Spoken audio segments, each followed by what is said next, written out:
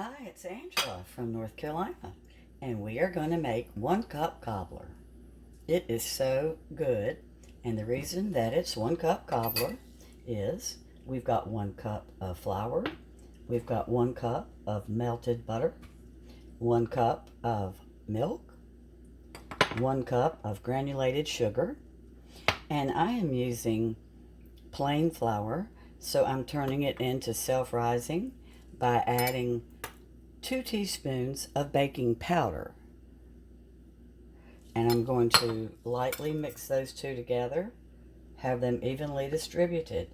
So now I have instead of all-purpose, I have self-rising flour. So what I've done, I have overnight, I've had blackberries and strawberries marinating, and you keep the juices. Most of the recipes call for a large can of peaches, cherries, whatever kind of can you want. I've always made this with fresh vegetables. Fresh vegetables. Well, that would be really exciting. I've always made it with fresh fruit. So I'm ready to go. So first, I'm going to dump in my flour that I turned into my self-rising. I'm going to pour in my milk.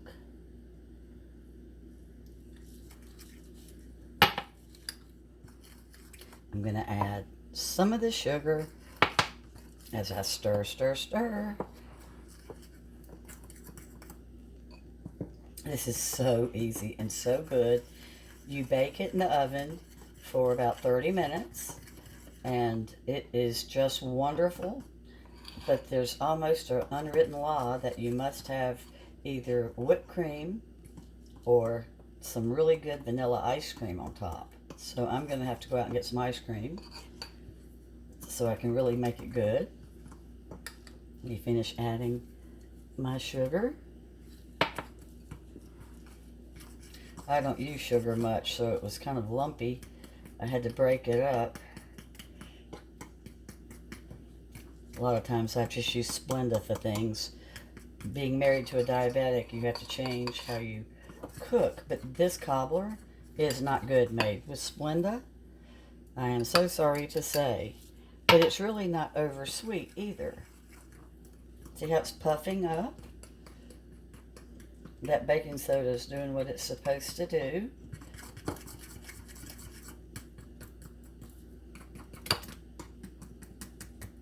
And now I'm going to pour in my melted butter, which I use unsalted butter. I like it better. That way it doesn't interfere with something that I'm adding salt to, because then you might end up with something being a little bit too salty. So I always buy the unsalted. And look how it just looks like a wet mess. Well, it is not going to look that way when it gets finished. I can promise you that. It is going to look so good. Let's see if we have a clean spoon.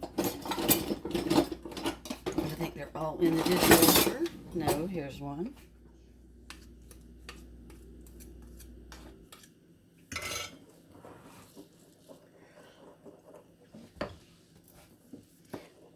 I'm going to keep mixing it until I really can't see the melted butter that much.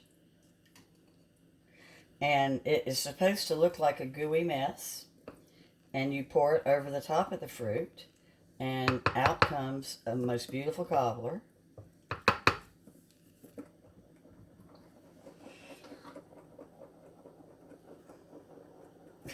I'm starting to think that it was supposed to be half a cup of butter.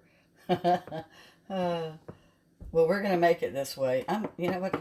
I don't know what to do, really. It's not supposed to look quite this buttery, and I can't look at my recipe because I didn't have it in my head anymore, and I had to look at it online. You know what? I'm going to make an executive decision, and I'm going to add some more flour. I've got so much fruit anyway, but if you can... It just doesn't really look like it's going to turn into anything. I tell you, it doesn't. Oh, this is so funny. Okay, we're going to throw in that, and we're going to see what happens. One good thing about cooking, you can't mess up, because you always get to eat your mistakes. You know, so yeah, this is looking much better now.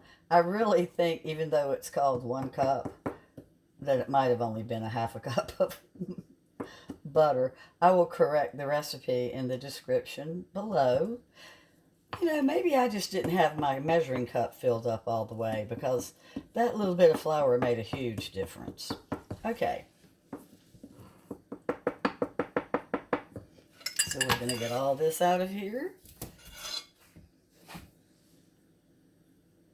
Let that sit for a second.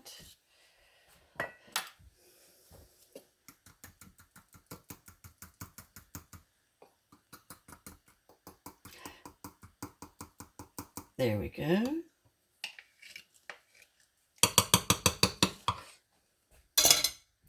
I don't know, it just seems like a summer day today. I think it's going to be up in the 70s.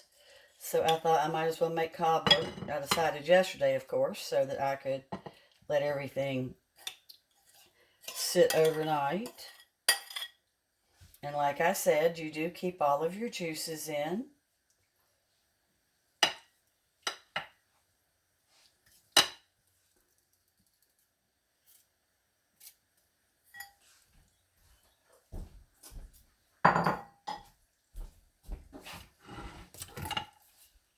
Isn't it pretty?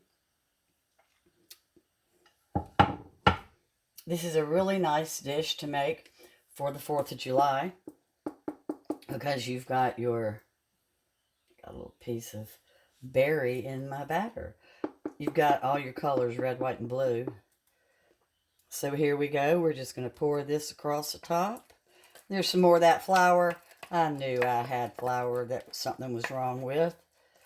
So it is 1 cup of butter, guys. Here we are. And in the oven it goes. See how quick that was? This is a mixed berry cobbler. And it's going to cook at 350 for about 25 minutes. And I will be taking a picture of it and putting it as my thumbnail, because I still have not learned how to edit. I've got a friend that's going to teach me once he feels more comfortable about COVID. So when that happens, I'm going on editing lessons up in Charlotte. So that'll be fun. Well, listen, guys, thanks for watching. Have a wonderful weekend. And if you try this cobbler, make sure you've got something to put on top. Really good heavy whipped cream is wonderful. Bye-bye.